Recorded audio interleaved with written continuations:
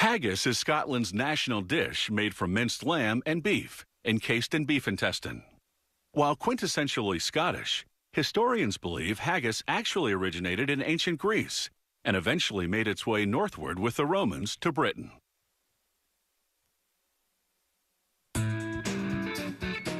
Haggis is traditionally served with mashed potatoes and turnips, what the Scots call neeps and tatties, along with a glass of Scotch whiskey to wash it down. At the Haggis factory, the production process begins with beef fat. They put it through a mechanical chopper, and a guillotine blade slices it up.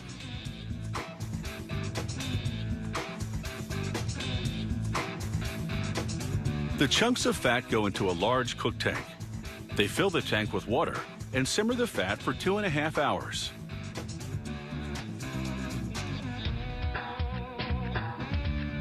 Then, using a strainer, they drain the cooked fat and put it in a tub. Then they empty the tub into a mincer. Next, they chop up lamb lungs. Haggis recipes sometimes also use heart and liver. They simmer those in a cook tank as well for 2.5 hours. Using a strainer, they drain and remove the cooked chopped lungs and transfer them to a tub. They now take dried shredded onions and rehydrate them with some stock from the cooked meat. They pour the onion and stock mix into the tub with the cooked lungs. Then empty the whole thing into the mincer to join the ground fat.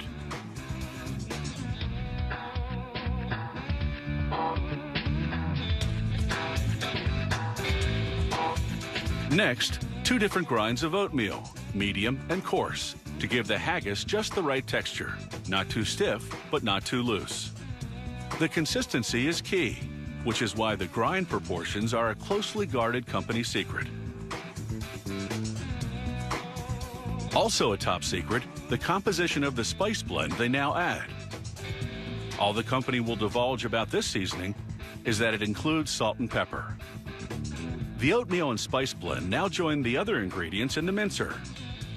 And there you have it, the finished haggis mix, ready to be stuffed into casings.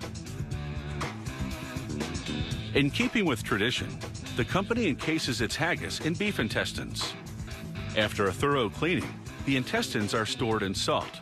Before use, they soak in cold water overnight to desalinate.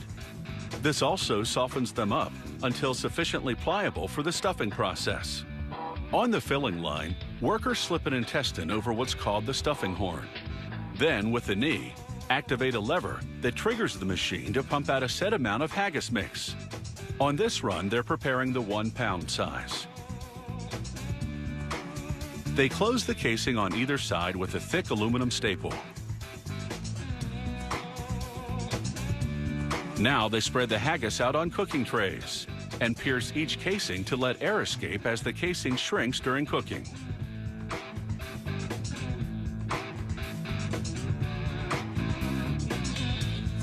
The temperature inside the steam oven is 230 degrees Fahrenheit.